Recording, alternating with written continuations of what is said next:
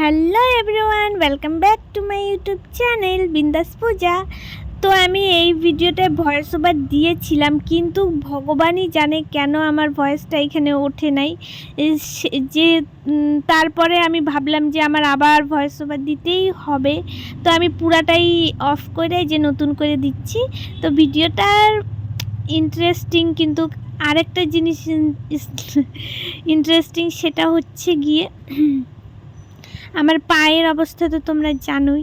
তার মধ্যে আমাকে আমার এত দিনের কষ্ট করা চুকিটাকে ভেঙে ফেলতে হবে, যে আমি ভাবতেও পারি না এত তাড়াতাড়ি আমার ভেঙে ফেলতে হবে।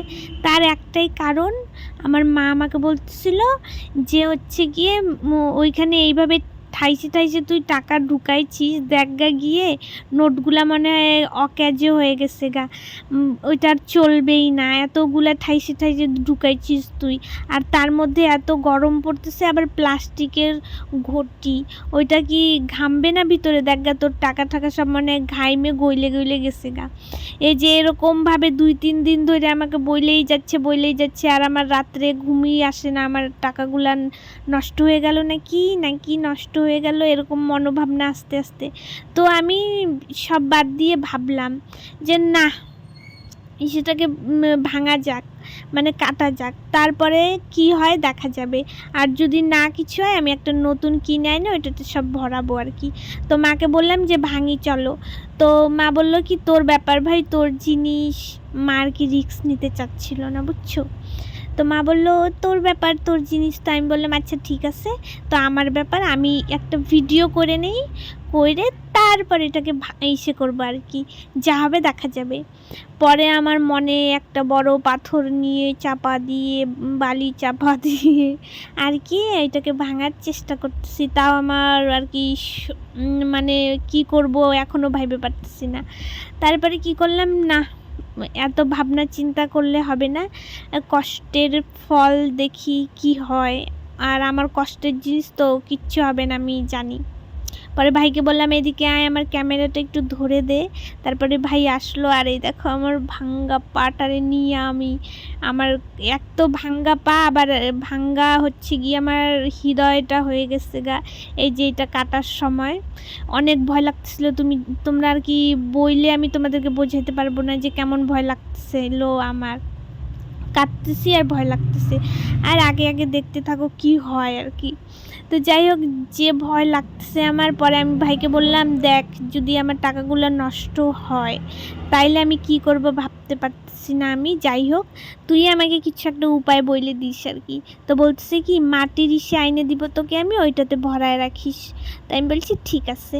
তো যাই হোক, পরে আমি কাঁদতেছি, আর আমার চোখ থেকে মনে হয় জল পড়লো এরকম আর কি ভাবনা। তো ব্লেড দিয়ে কাটতেছিলাম, ভয় করতেছিল, কারণ একবার অ্যাক্সিডেন্ট হয়ে আমি অলরেডি বসে আছি, আর আমি কোনো রকমের অ্যাক্সিডেন্টের শিকার হইতে চাই না, মানে চাই না। এমনিতে হাঁটা চলাই মানে এতটা কষ্টে আছি একমাত্র ভগবান জানে, তার মধ্যে আর একটা যদি বিন্দু পরিমাণে আমার কিছু হয়ে যায় তাহলে আমি শেষ পুরাটাই। তো এইখানে আমি বসেছিলাম মানে এই ঘরে, তারপরে দেখি না আমার টাকাগুলো ঠিকই আছে। আর কি মেন কথা হচ্ছে, আমি টাকাগুলো ঢুকানোর সময় না ছোট ভাঁজ করি নাই, বড় ভাঁজ করেই ঢুকাই দিছিলাম আর কি। এর জন্যই মানে একদম জাম লাগেছিল, আর ঢুকানো যাচ্ছিল না। আর আমার মায়ের মনোভাবনা কী ছিল বলো তো, যে টাকা ফুল হয়ে গেছে কইবান যাতা জুতু খায়ে আর ঘাইমে মনে হয় সব টাকা নষ্ট হয়ে গেছে। কারণ গরমটা কেমন আর রোদটা কেমন তোমরা তো জানোই। তো আমি একে করে সব টাকা বের করলাম, আর আমার নিজের চোখে বিশ্বাস হচ্ছিল না যে আমি এতটা সেভিংস করতে পারবো। মানে আমার মুখটা এখন দেখো তোমরা কেমন লাগতেছে, আগে দেখছো কেমন লাগতেছিল, মনে হচ্ছে অন্ধকার কালো কালো রাত্রি এরকম, আর এখন দেখো আমার মুখে একটা মুচকি হাসি। তো আমি তাড়াহুড়া করে আর কি ইসে করতেছি, এগুলো গুছাচ্ছি। আর আমার ভাই বলতেছে মানে ওর একটু নজর লাগছে। যাই হোক, আর ওইদিকে আমার মা বলতেছে, দেখলি তো আমি যদি না বলতাম তাহলে তুই কাঁদতিস না, আর যদি টাকাগুলো নষ্ট হয়ে যেত তাহলে তোর কি হতো। তাই আমি বলছি যাই হোক, তোমাদের অনেক ভাষণ শুনলাম আমি, এইদিকে নজরটা একটু কম করে দিও।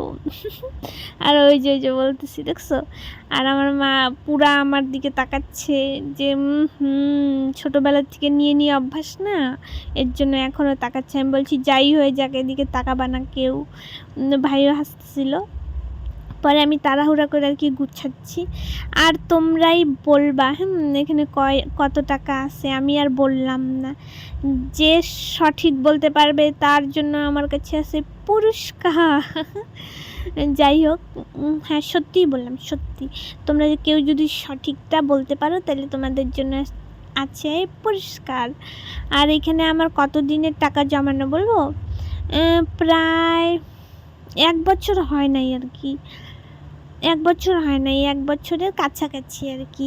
আরও আমি ভরাইতাম। এই যে আমার একটা ছোট্ট ভুল, আমি ছোট ছোট করে ভাঁজ করে ঢুকাই নেই, বড় বড় ভাঁজ করে ঢুকাইছি, ভিতরে গিয়ে টাকাটা খুলে গেছে আর কি। এর জন্যই আর জায়গা ধরতেছিল না ভিতরে। তো এইখানে আমার হাতে আটতেছে না এত টাকা যে আমি গুছাবো। পরে যে আমি লালটা হয়েছি, একবার আমার মুখটা দেখে দেখো, মানে মুখটার দিকে তাকায় দেখো, পুরো ব্লাশ করতেছে আমার মুখ। ওয়াহ বাহ। আর কিছু চিল্লার পাটিও ছিল, সেগুলো আর কি আমি এমনিতেই ভরাইছিলাম প্রথম। তারপরে এই যে এটা। আর এখন দেখো আমার হাতে পয়সা পয়সা পয়সা পয়সা পয়সা। বলতেছিলাম কি বলো তো, যতই তাকাও না কেন ভাই আর মা, একটা টাকাও আমি দিব না। আর আমার মা বলতেছে ঠিক আছে, তোর টাকা আবার আমরা কেন নেই, তোর মতো লোকের টাকা আমাদের দরকারও নাই। এভাবে বলে যাচ্ছে আসতেছে, আর জিজ্ঞেস করতেছে কত টাকা আছে এখানে, বল শুনি। তাই আমি বলছি অত শুনতেও হবে না, অত জানতেও হবে না তোমাদের। আমি কালকেই আরেকটা চুকি অর্ডার দিয়ে নিয়ে আইসি, ওগুলোতে সব ভরাই দিব, যে তোমরা আর চাইলেও চাইতে পারবা না। তো মা আর কি বললো, আচ্ছা যাই হোক, তুই তাই করিস, তাও একটু মুখটা বন্ধ রাখ, তোর এই অত্যাচার আর আমি সহ্য করতে পারতেছি না। যে টাকা তারই আরও এত বাহাবাহি। যাই হোক, আমার কাছে যেটুকুনি আছে এটা আমার নিজের, তাই তারপরের দিন আমি এই ভিডিওটা আমার বুনুদের দেখাইছি। আমার বুনুরা আমার তো চামড়াটা শুধু মানে ছুলছে, ভিতরে মাংসটা বের করতে পারে নাই নখ দিয়ে আর কি। এমন মারামারি লাগছিল, এমন ঝগড়া তিনজনেরই আমাদের, আর এমন জোরে জোরে চিল্লাচ্ছিলাম, পাড়ার লোক মনে হয় ভাবতেছে এদের যে কি ডেলি লাগেই থাকে। আর পরে বলতেছিলাম এই ভাঙ্গা চুকিটা আমার বোনকে দিয়ে দিব খেলার জন্য। এই যে এগুলো বলছি, আর ঝগড়া তো লাগছেই। তারপরে তোমরা বাকিটা ইতিহাস শোনার কোনো দরকার নাই। সো বইলো কত টাকা আছে। Bye bye.